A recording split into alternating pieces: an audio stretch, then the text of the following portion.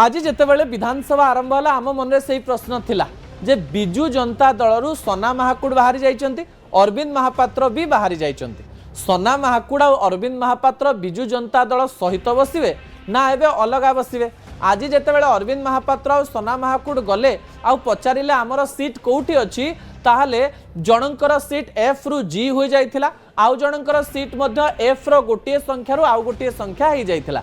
एही समय आम मनरे प्रश्न आसिला दुई नेतांकर सीट बदलिला राजनीति रे कौन बदलिबो। अर्थात आपण बिजु जनता दल सहित गत सेशन रे बसुथिले बिजु जनता दल नेता हिसाब रे आपणकर ना कहा जाउथिला एबे किंतु आपण माने बिजु जनता दल रे नाहंती आपण मानकर बसिबार ढंग एवं बसिबार शैली बदली जाइछि ता सहित सीट संख्या मध्य बदली जाइछि। अर्थात आपण माने एबे स्वाधीन चित्त विधायक माने खेल करिवार क्षमता रखती।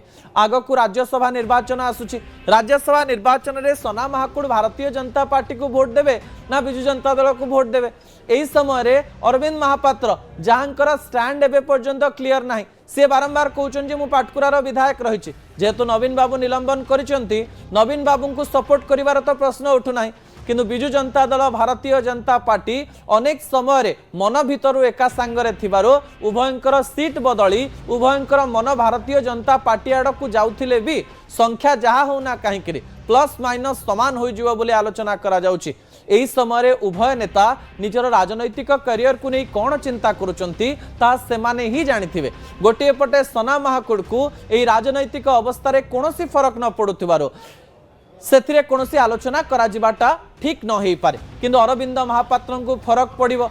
नुआ नुआ राजनीति आरंभ करथिले नुआ भाबरे 2024 रे बिजु जनता दल तरफ टिकेट पाइथिले 2 वर्ष निर्वाचन राजनीति रे रहु रहु निलंबित होइचंती एबे कोनोसी दल को गले विधायक पदवी रद्द हबो। एही समय अरविंद महापात्र हरडघणारे पड़िचंती ना दलरु बाहरी श्रृंखलित हो जाइचंती एवं मानसिक अवस्था स्वाधीन हो जाइचंती ता अरविंद महापात्र ही कहि परिबे। ता परवर्ती प्रसंग टीवी स्क्रीन को आनिबा पई अनुरोध करिवि।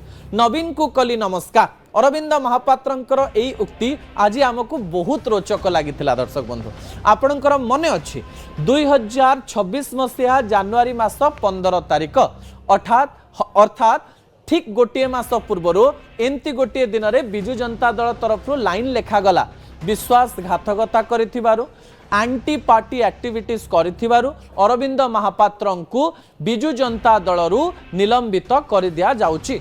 सेतेबेले बारंबार अरविंद महापात्र कहले जे प्रूफ कर दिया जाओ प्रमाणित कर दिया जाओ जे मु बिजु जनता दल सहित विश्वासघातकता करुछि।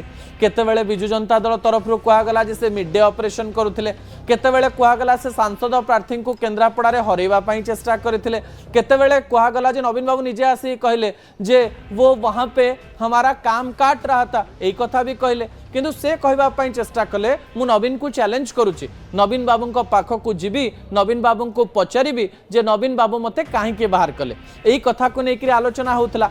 नवीन बाबू जेतेबेले बाहर को आसिकरी कहले जे से लोक मानन को हैरान करुथिले तो एही समय अरविंद महापात्र कहले जे आउ नवीन बाबू को देखा करिबिनी ना नवीन बाबू किछि प्रश्न पचारिबिनी।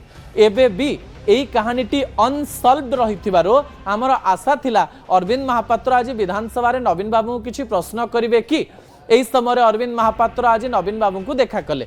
अर्थात नवीन बाबू को देखु देखु वयोज्येष्ठ होइथिबारो बड़ नेता होइथिबारो लीडर ऑफ अपोजिशन होइथिबारो निजर पूर्व नेता होइथिबारो नमस्कार कले। नवीन बाबू भी कुआडे सीधा सड़क भाव में तांको प्रति नमस्कार मध्य जनइले। तांको पचरा गला आपण कोन नवीन बाबू किछि पचारिले कि से कहले पचारिबार किछि प्रश्न उठुनी विधानसभा नीति नियम अनुसार से वयोज्येष्ठ होइथिबारो मु मोर नमस्कार जनई देली। एई नमस्कार नवीन बाबू देखिथिबे नवीन बाबू मन में अनेक प्रश्न आसीथिबो जे अरविंद बाबू सतरे जो मु बाहर करिछि ता पछरे किछि कारण रहिछि ना षडयंत्र रहिछि अरविंद बाबू भूल करिसंती ना मु भूल करिछि एमती अनेक प्रश्न अरविंद बाबू एवं नवीन बाबूंकर मन भितरे रहिथिबो। मन कथा केवल मन ही जाने आमे जानि बाबा केमिति अरविंद बाबू एवं नवीन बाबू जानिथिबे जे तांको मन रे कोन चलिछि आउ किए कोन कहा पई केमती आउ किपरि करिछि। राजनीतिर चित्र स्पष्ट हो वर्ष वर्ष लागि जाय आउ जेतेबेले स्पष्ट हुए